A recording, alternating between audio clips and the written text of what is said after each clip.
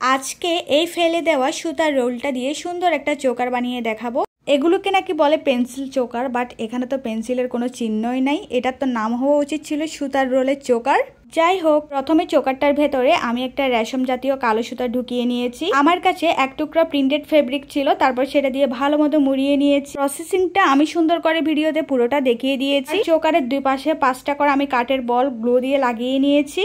চোকারের ঠিক মাঝখানে আমি সেলাই করে একটা পয়সার মতো বসিয়ে দিয়েছি, আর উপর দিকে আরেকটু সুন্দর লাগার জন্য 3টা মিররও অ্যাড করেছি। এবার ইয়ারিংগুলো বানিয়ে নিচ্ছি।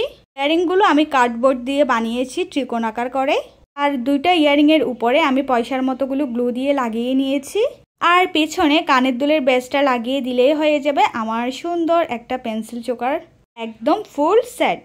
তো আমার আজকের এই ফেলে দেওয়া সুতার রোল দিয়ে গয়না তৈরির ভিডিওটা তোমাদের কাছে কেমন লাগলো কমেন্টে জানাও। এটা